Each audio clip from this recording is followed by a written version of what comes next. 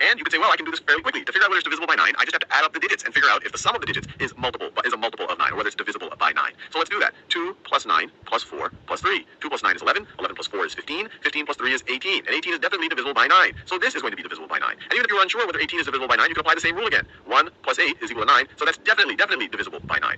And so the person can go save their lives, or whoever's life they were trying to save, with that information. But this might leave you thinking, well, that was nice and useful, but why did that work? Does this work for all numbers? Does it only work for 9? I don't think this works for 8 or 7 or 11 or 17. Why does it work for 9? It actually also works for 3. We'll think about that in a future video. And to realize that, we just have to rewrite 2,943.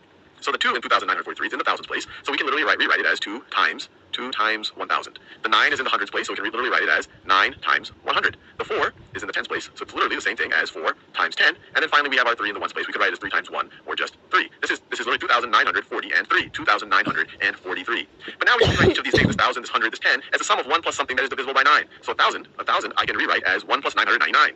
1 plus 999. I can rewrite 100 as 1 plus 99. 1 plus 99. I can rewrite 10 as 1 plus 9. And so 2 times 1,000 is the same thing as 2 times 1 plus 999. 9 times 100 is the same thing as 9 times 1 plus 99. 4 times 10 is the same thing as 4 times 1 plus 9. And then I have this plus 3 over here.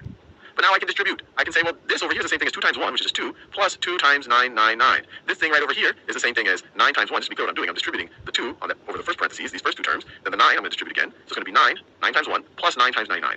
Plus 9 times 99, and then over here, I forgot the plus sign right over here, I'm going to distribute the 4 times 1, so plus 4, and then 4 times 9, so plus 4 times 9, and then finally I have this positive 3, or plus 3 right over here. Now I'm just going to rearrange this addition. So I'm going to take all the terms where I'm multiplying by 999, and I'm going to do that in orange. So I'm going to take this term, and this term right over here, and so I have 2 times 999, that's that there, plus 9 times 99, plus 4 times 9, plus 4 times 9, so that's those three terms, and then I have plus 2, plus 9, plus 9, plus 4, and plus 3. Plus 3. This is interesting. This is just the sum of our digits. This is just what we did up here.